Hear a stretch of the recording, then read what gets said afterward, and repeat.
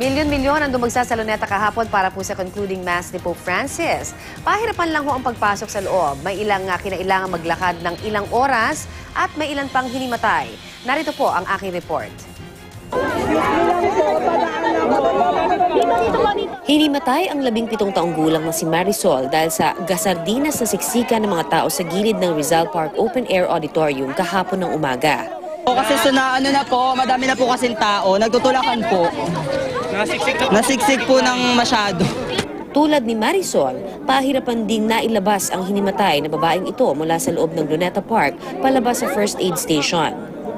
Kaya lalo pang nangangamba ang ilan, nagkakatulakan at nagkakasakitan na kasi. Sa sobrang siksikan, ang ilan nag-akyata na sa mga bakod para lang mas makahinga.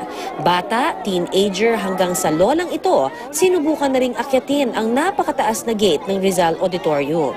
Di rin biro ang sinuong ng marami sa ating mga kababayan sa pagpunta sa huling misa kahapon ng Santo Papa sa Luneta. Marami ang naglakad papunta sa grandstand, kaya naman sila'y pagod na at kanya-kanya na lang silang diskarte sa pagpapahinga. Pero lalo pang naging mas mahirap sa lahat nang umulan na at may kasama pang malamig na ihip ng hangin. Pahirapan din ang pag-CR. Sakripisyo yan, minsan lang yan. Sa lawak din ng lugar, di nalagyan ng widescreen ang gitnang bahagi ng Rizal Park. Kaya naman nakinood na lang sa TV monitor ng GMA News ang marami sa kanila. O kaya sinundan ang misa sa hawak na missilet kahit na punit-punit na ito ng dahil sa ulan. Pero sa kabila ng mga problema, mataimtim pa rin nagdasal at nagnilay ang ating mga kababayan.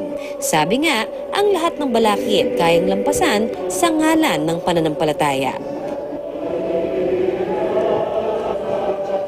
Sa talahon ng Philippine Red Cross, mahigit 600 ang pasyenteng kanilang ginamot kahapon sa misa ni Pope Francis. Karamihan po sa kanila ay nakaranas ng pagkahilo habang 18 naman ang kinailangang dalhin sa ospital.